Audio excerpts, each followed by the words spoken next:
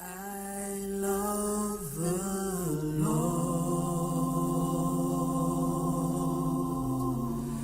He loves me too.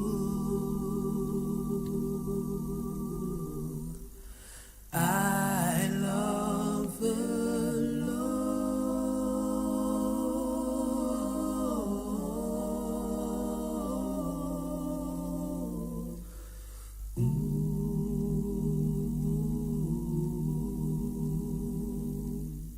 Dear God, it's me again. I am so far from where I could have been. Dear God, I would be complete, but you came and touched my life in time of need.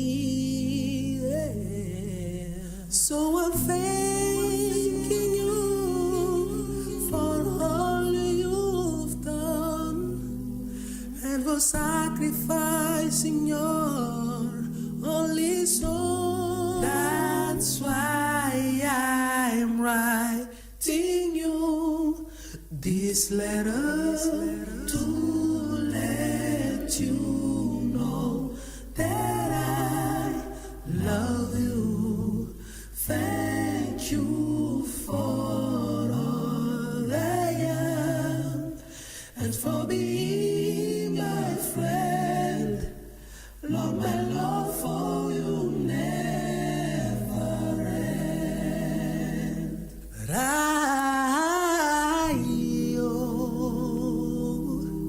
I'm such a know fafitiava nano nato izauai mi funare nurorat natau tu zaitin mi fanara kamimbai kunau fani urayo enemy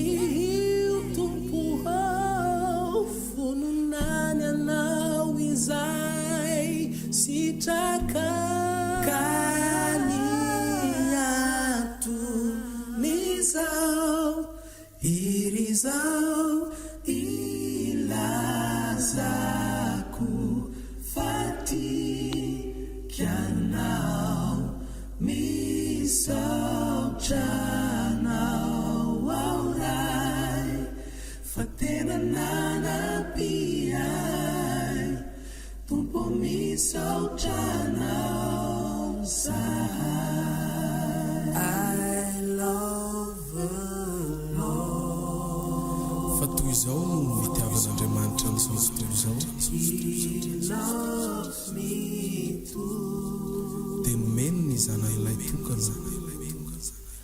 I love mba tsy ho very izay rehetra mivery fa anana ny fiainana mandrakizay.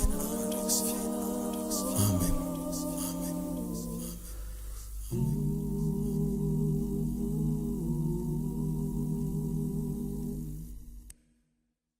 Merci, c'est ma production.